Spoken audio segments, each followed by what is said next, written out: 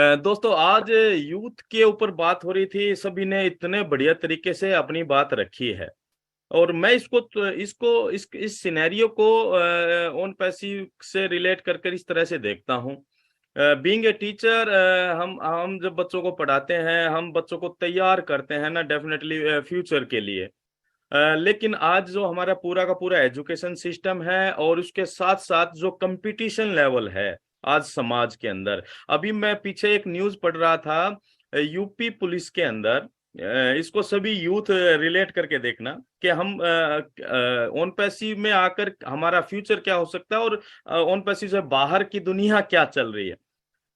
UP police में एक advertisement निकालते हैं एम्प्लॉयमेंट के लिए। 62 पोस्ट थी, 62 पोस्ट थी, चपरासी चपरासी जिसे हम बोलते हैं पीएन की। और मैं सरप्राइज हो गया, उस 62 पोस्ट के लिए जो आवेदन आए वो 93,000 आए। और उसके बाद और ज्यादा सरप्राइज तब हो जाता हूं कि उस आवेदन में लगभग लगभग 4,000 जो भी कैंडिडेट थे वो पीएचडी होल्डर थे। पीएचडी होल्डर 4,000 लोग किस लिए अप्लाई कर रहे हैं? पीएन पोस्ट के लिए। वाई? क्यों माय डियर फ्रेंड्स? आज यूथ के पास अपॉर्चुनिटी नहीं है। बेरोजगार जो कहते हैं ना, पढ़े लिखे बेरोजगार। क्यों? इसके पीछे कारण क्या है? जनसंख्या बढ़ रही है, संसाधन उतनी तेजी से डेवलप नहीं हो पा रहे हैं, चाहे वो गवर्नमेंट लेवल पर हो। अगर आज गवर्नमेंट की दौड़ में, गवर्नमेंट जॉब की दौड़ में दुनिया पड़ी हुई है, दुनिया लगे हुए हैं, 3-3 4-4 साल केवल इसलिए लगा देते हैं, वो तैयारी कर रहे हैं, कोचिंग ले रहे हैं, घर वालों से दूर रहते हैं, लाखों रुपए इन्वेस्ट करते हैं। तैयारी तो जॉब की कर रहे हैं ना। सिंपल। घूम फिर कर बात क्या आती है? जॉब। और जो जो लोग जो जॉब कर रहे हैं या कर चुके हैं, जॉब में क्या रहता है और क्या पाते हैं वो सभी को पता है। लेकिन अगर हम आज यूथ को ऑन पैसिव के साथ जोड़कर देखते हैं, चाहे वो पढ़ रहे हो बच्चे, वो भी ऑन पैसिव के साथ जुड़ सकते हैं। चाहे वो अपनी पढ़ाई को कंप्लीट कर कर अपने कैरियर की नई शुरुआत करना चाह रहे हैं, वो भी ऑन पैसिव के साथ जुड़ सकते हैं, राइट। और सबसे खास बात क्या होने जा रही है? ऑन पैसिव के साथ जुड़कर वो अपना कैरियर बना सकते हैं, अपना अपना स्किल डेवलप कर सकते हैं, और साथ ही साथ यहां से वो अर्निंग भी कर पाएंगे। यानी कि जो कंपटीशन का जो दौर बना हुआ है आज, बच्चों को जो एजुकेशन यानी कि स्टडी का इतना बर्डन बना हुआ है, जब पेरेंट्स इतना दबाव डालते हैं। क्यों? क्योंकि उनको ये नजर आता है कि अगर अच्छे नंबर, मार्किंग अच्छी नहीं आई, अच्छा कोर्स नहीं होगा, अच्छा इंस्टीट्यूट में नहीं होगा, तो अच्छा प्लेसमेंट नहीं होगा। केवल वही सारी चीजें हैं। यानी कि एट लास्ट अगर हम ढूंढे इसमें से निष्कर्ष, वो है हर लोग क्या करना चाहता है? यस, पैसा बनाना चाहता है। पैसा बनाना चाहता है तो बढ़िया नौकरी, बढ़िया स्टेटस, बढ़िया इनकम।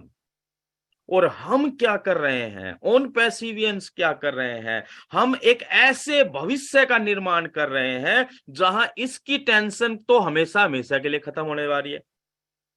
चाहे यूथ हो, चाहे ओल्ड हो, चाहे कोई भी हो, तो ये खत्म हो जाती है, तो ये चालू हो जाता है हमारा ब्रेन।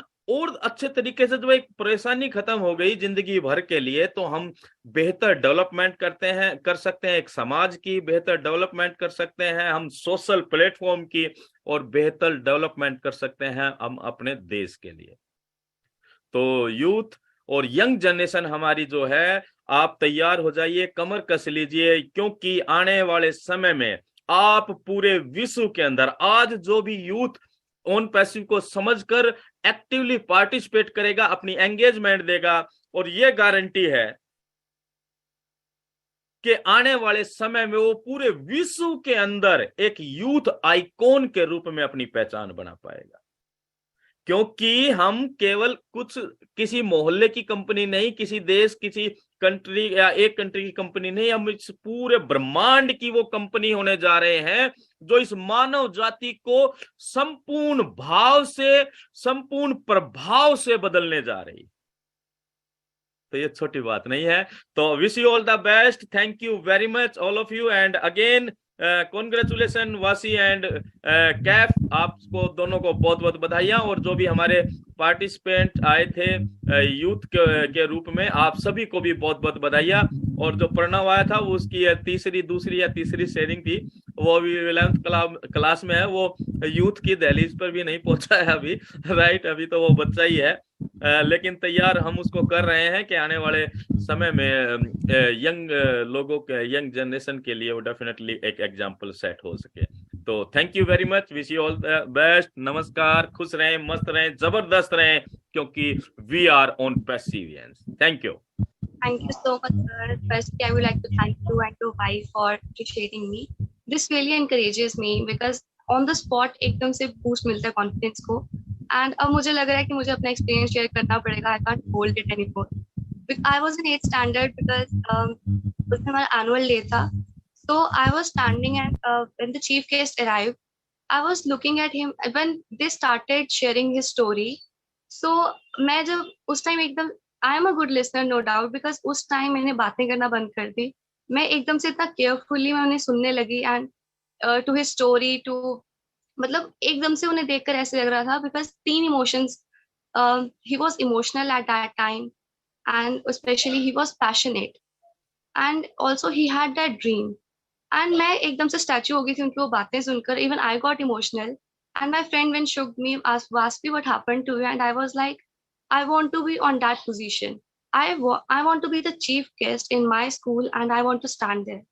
But उस टाइम मेरे दिमाग में ये नहीं था I want to earn money, मुझे वो पोस्ट चाहिए, ऐसा कुछ नहीं था. मुझे बस ये चाहिए था कि मैं वहां खड़े होकर ऐसे स्पीच दूं एंड इतने सारे लोग मुझे सुन रहे हों और उन्हें मेरी बात अच्छी लगे.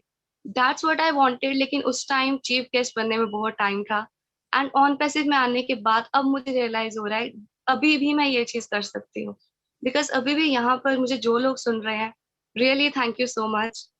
एंड यस, ज्यादा टाइम वेस्ट करूंगी. नेक्स्ट में बुलाना चाहूंगी, हमारे बीच में है भूपिंदर सर, वेलकम.